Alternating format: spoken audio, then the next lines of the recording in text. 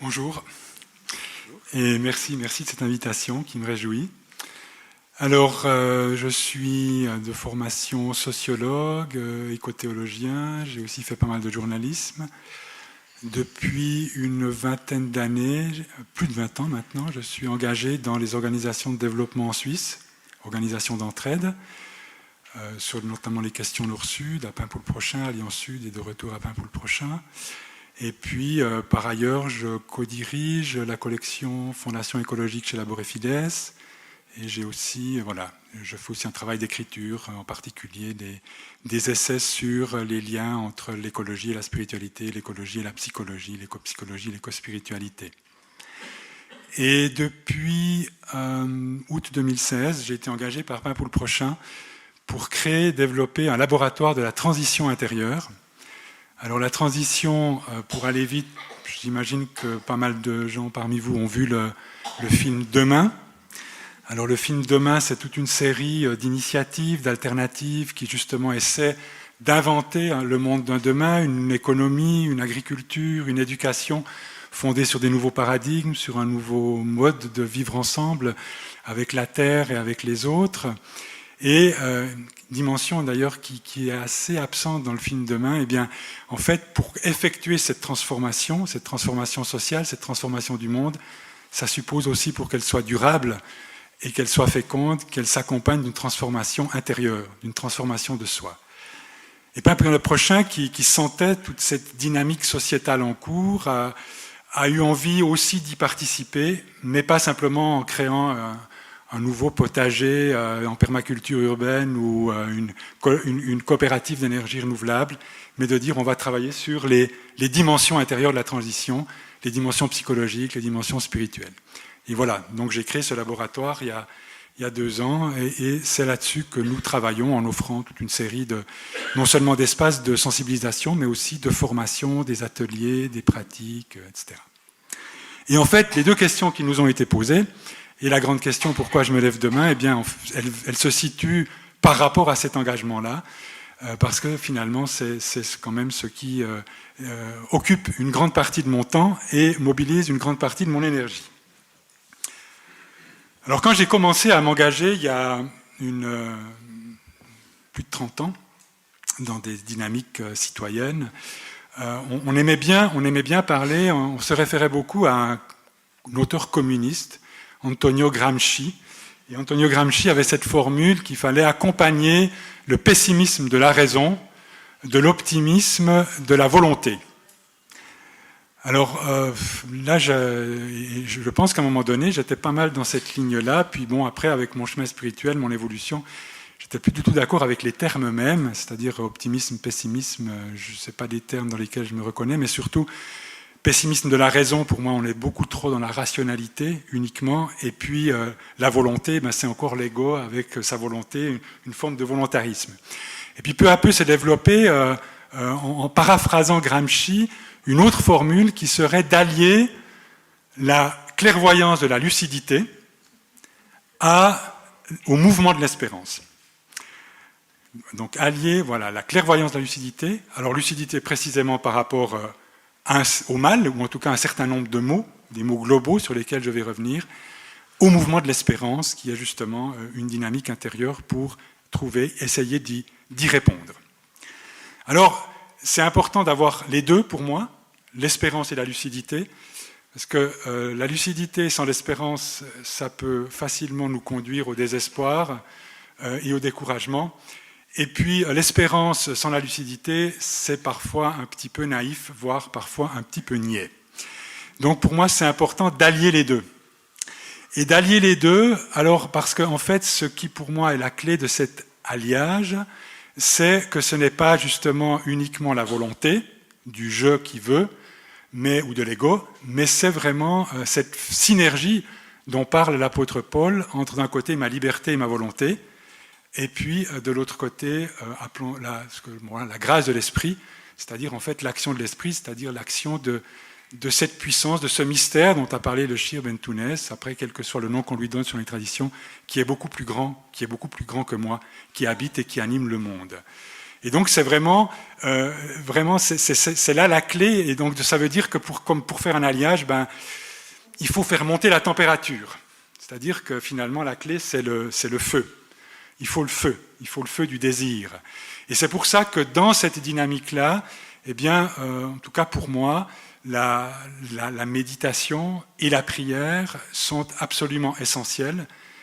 C'est une pratique quotidienne qui passe aussi d'ailleurs par des moments de désert, etc. Mais je pense que là, alors je m'inscris complètement dans cette idée de tradition, presque de discipline quotidienne de cette pratique, parce que c'est dans cette pratique qu'effectivement la prière, la méditation, ainsi d'ailleurs que la méditation et l'écoute de la parole, c'est là qu'on peut, pour moi véritablement, qu'il y a ce travail d'ouverture à cette puissance de l'esprit qui va permettre justement de soutenir, d'inspirer, d'orienter mon quotidien et mon engagement dans cette connexion à la source de notre être et cette ouverture à ce souffle du vivant. Donc ça, c'était, et ça, dans cette vision-là, si vous voulez, la figure qui est au centre du laboratoire et que j'essaie humblement, pas à pas et bien imparfaitement d'incarner, et où on essaie justement à travers le laboratoire de donner des outils, de développer des ressources pour l'incarner, c'est la figure du méditant militant, qui est justement dans cette conjonction entre transformation de soi et transformation du monde. Donc ça, c'était un peu le résumé.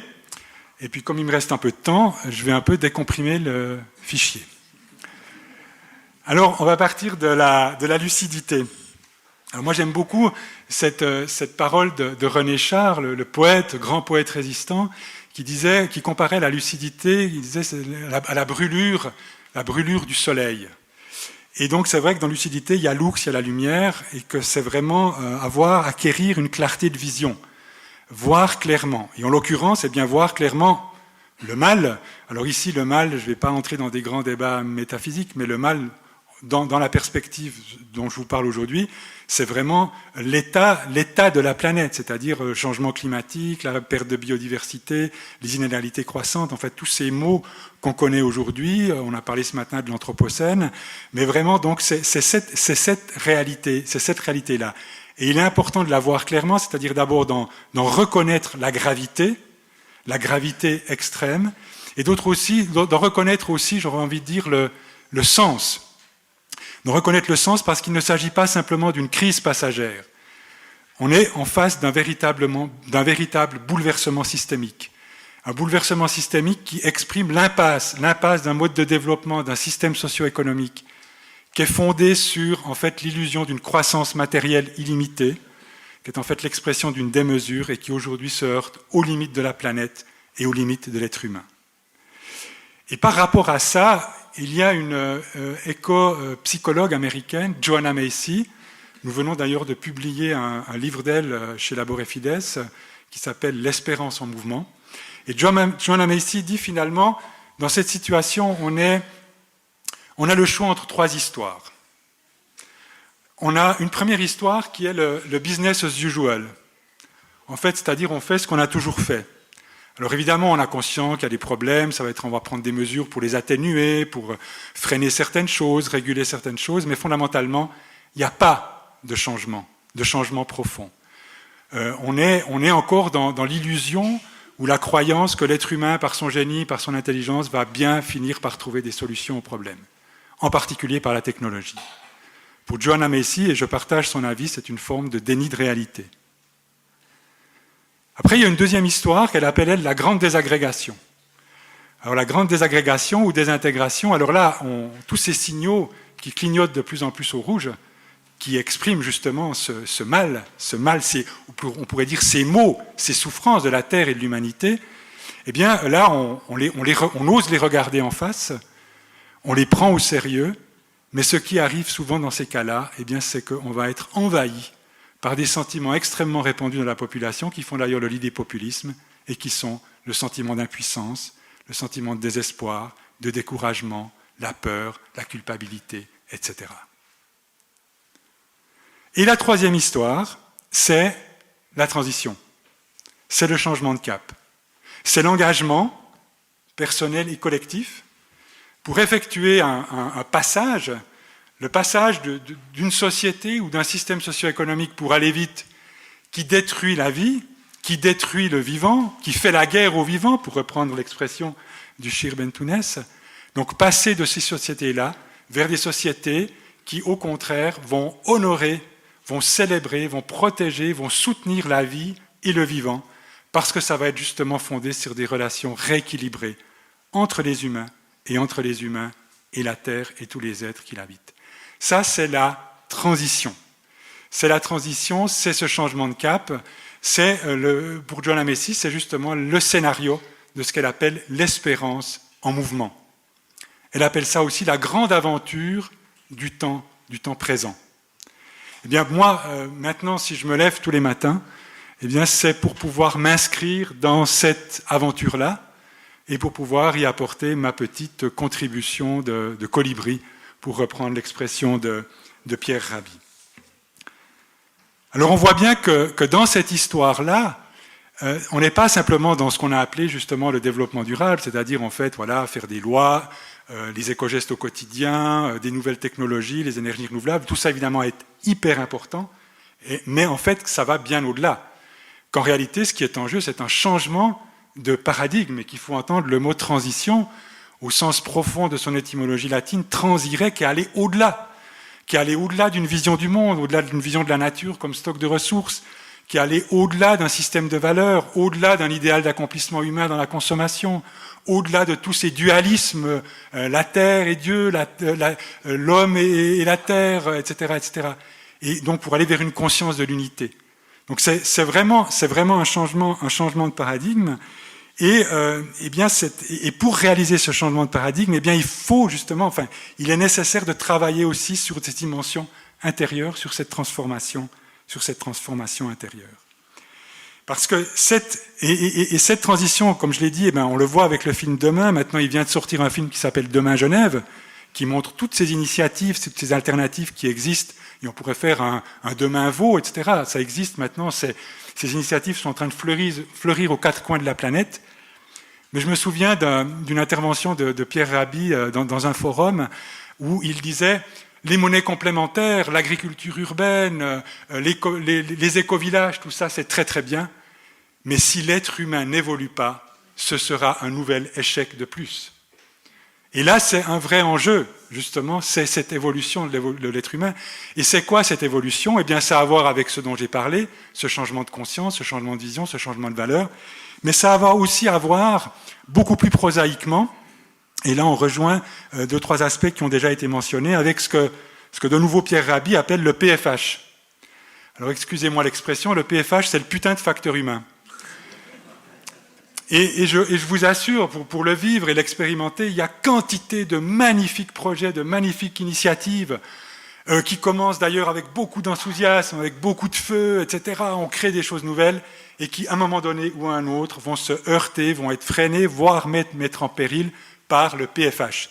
C'est-à-dire les questions d'ego, les questions de pouvoir, les questions de contrôle, les questions d'argent, etc., etc., les questions finalement de motivation, d'absence en fait de raison d'être commune ou de vision commune, parce que tout ça n'aura pas été anticipé, n'aura pas été travaillé, tant sur le plan individuel que sur le plan du groupe, que sur le plan collectif.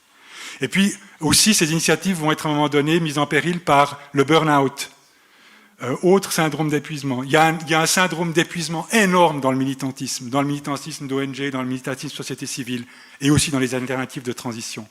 Et là, il faut retrouver les grands principes de la permaculture, qui finalement pourraient dire qu'il y a une spiritualité de la permaculture, prendre soin de la terre, prendre soin des humains, partager équitablement, mais aussi prendre soin de soi. Et sortir de ce militantisme sacrificiel qui a été pour la cause, alors on sacrifie tout, sa vie, sa famille, etc. Et là, je crois qu'il y a un véritable enjeu de retrouver justement un équilibre. Il me reste 5 secondes, donc une minute.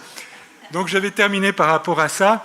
Et en fait, quand je parlais du méditant militant, et voyez, en fait, j'ai répondu aux questions, mais un peu par la bande, mais quand même, je pense, de manière indirecte. Et c'est vrai que dans le méditant militant, ce qui est important, et là je rejoins justement, c'est les postures intérieures quand on est dans l'engagement, pour justement pouvoir transformer peu à peu le PFH, putain de facteur humain, en PFH, précieux facteur humain, eh bien c'est vraiment de travailler les postures intérieures dans notre engagement. Et là, je vais terminer par là. Pour moi, il y a un certain nombre de principes clés. Le premier, c'est en fait d'être plutôt dans le non-agir. Notion taoïste qui ne veut pas dire qu'on ne fait rien, mais qui pose la question de quand j'agis, qui est aux commandes. Est-ce que c'est l'ego qui veut, ou bien est-ce qu'au contraire, c'est une force, une puissance, l'esprit, donnez-lui le nom que vous voulez, ça peut aussi être la puissance de la terre, du vivant, simplement parce que je travaille à créer un espace à l'intérieur de moi pour que cette force-là, cette énergie-là puisse agir. Et ça, c'est proprement inépuisable. Le deuxième point, c'est que, en fait, je vais passer du pouvoir sûr, qui est un pouvoir de domination, où l'autre, finalement, devient un rival, au pouvoir de, qui est justement la capacité à développer des choses, où l'autre va devenir un allié. Troisième élément essentiel, je vais substituer l'efficacité à plus ou moins court terme avec des critères d'évaluation à la fécondité qui, elle, se déploie dans le long terme et d'une manière invisible. Et finalement, grand principe de la Bhagavad Gita, eh bien, je vais être dans cette posture où finalement je vais faire tout ce que je peux faire, voilà, ce qui m'est donné de faire, ce que je pense qu'il m'est donné de faire, tous les matins quand je me lève et toute la journée, mais dans une forme de détachement par rapport aux fruits de l'action qui ne m'appartiennent pas. Voilà, j'aurais plein de choses à vous dire, mais je m'arrête là. Merci.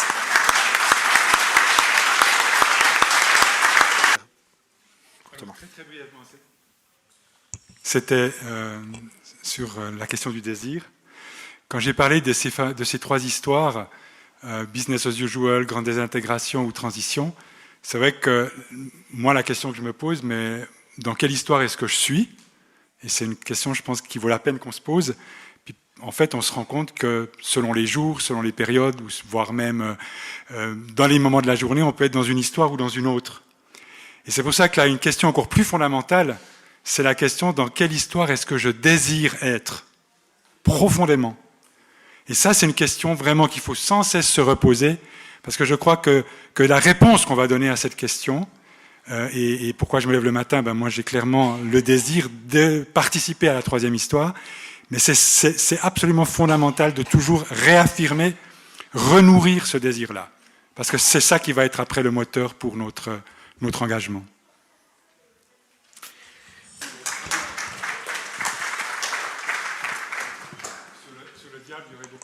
Sur le diable, il y aurait beaucoup à dire, mais j'ai juste envie de vous raconter une blague. Désolé, mais bon là, comme ça réveillera un petit peu. C'est une blague en fait qui est tirée d'un livre de C.S. Lewis. Peut-être certains de vous le connaissent. Et en fait, c'est donc c'est le diable en chef qui est en train de finaliser la formation des petits diablotins qu'il va envoyer sur la terre. Alors ils doivent passer leur examen final et puis ils doivent proposer une mission qu'ils vont se donner pour descendre sur terre et pour réaliser, finaliser et recevoir leur diplôme de bons petits diables. Alors le premier, il dit moi je vais aller dans les églises puis je vais répandre le bruit que Dieu n'existe pas. Alors, le diable en chef dit ça c'est vraiment une mauvaise idée parce que de toute façon les églises font tout ce qu'elles peuvent déjà pour convaincre les gens que c'est le cas. Okay. Après, le deuxième petit diable, il dit moi, je vais aller leur dire que l'enfer n'existe pas.